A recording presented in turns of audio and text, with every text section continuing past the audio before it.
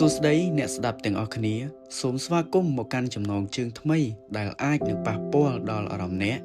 និងធ្វើឲ្យអ្នកគិតអំពីជីវិតខ្លួនឯងជាថ្មីថ្ងៃនេះយើងនឹងនិយាយអំពីពាក្យមួយដែលមនុស្សជាច្រើនបានឮប៉ុន្តែមិនមែនគ្រប់គ្នាសុទ្ធតែយល់អត្ថន័យវាជ្រាលជ្រៅនោះទេពាក្យនោះគឺចេះឈឺចាប់ទើបរីកចម្រើនជីវិតមនុស្សគ្មានអ្នកណាម្នាក់ដែលមិនធ្លាប់ឈឺចាប់នោះទេខ្លះឈឺចាប់ពីរឿងស្នេហាខ្លះឈឺចាប់ពីរឿងគ្រួសារខ្លះឈឺចាប់ពីការបរាជ័យខ្លះឈឺចាប់ពីការមើលងាយនិងខ្លះទៀតឈឺចាប់ដោយមិនដឹងថាហេតុអ្វីខ្លួនឯងត្រូវឈឺចាប់ផងប៉ុន្តែសំណួរមួយដែលសំខាន់បំផុតគឺតើយើងនឹងធ្វើអ្វីជាមួយការឈឺចាប់ទាំងអស់នោះដើម្បីជាដំណោះស្រាយ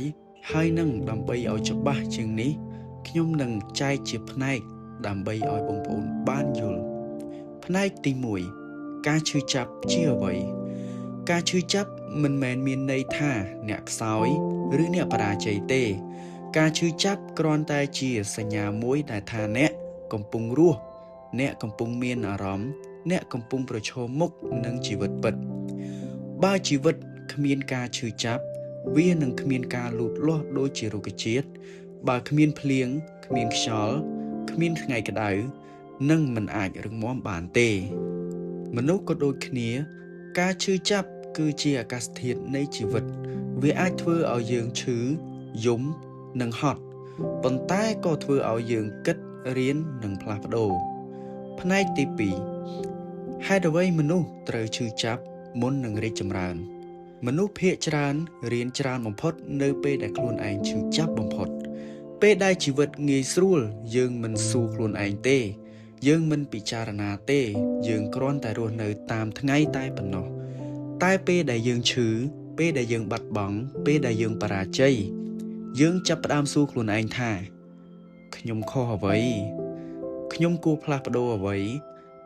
ខ្ញុំចង់ក្លាយជាមនុស្សបែបណានោះហើយគឺជាចំណុចនៃការរីកចម្រើនចាប់ផ្ដើមកំពុងតែកើតឡើង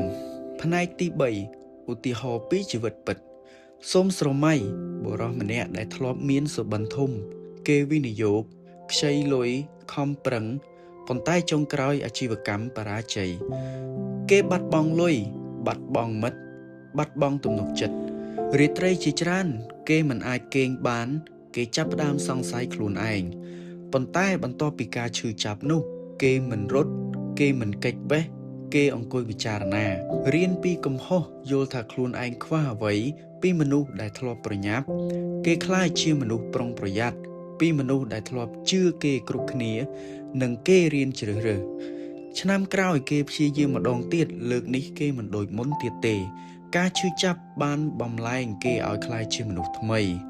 ផ្នែកទី4ការឈឺចាប់ក្នុងស្នេហាស្នេហាគឺជាកន្លែងដែលមនុស្សឈឺចាប់ច្រើនបំផុតយើងអាចខ្លាំងក្នុងការងារប៉ុន្តែទន់ខ្សោយក្នុងស្នេហាយើងអាចគ្រប់គ្រងអាជីវកម្មប៉ុន្តែមិនអាចគ្រប់គ្រងបេះដូងខ្លួនឯងមានមនុស្សជាច្រើនដែលប្រគល់ឲ្យស្នេហាទាំងអស់ប៉ុន្តែចុងក្រោយទទួលបានត្រឹមការបោះបង់ពេលនោះវាឈឺដល់ថ្នាក់មិនចង់ភ្ញាក់ពីដំណេកប៉ុន្តែស្នេហាដែលបែកបាក់មិនមែនមកដើម្បីបំផ្លាញអ្នកទេវាមកដើម្បីបង្រៀនអ្នក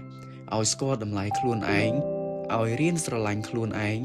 មុននឹងស្រឡាញ់អ្នកដទៃផ្នែកទី5មនុស្សដែលធ្លាប់ឈឺចាប់គឺជាមនុស្សដែលយល់ពីជីវិតមនុស្សដែលមិនធ្លាប់ឈឺភាគច្រើនមិនយល់អារម្មណ៍អ្នកដទៃទេ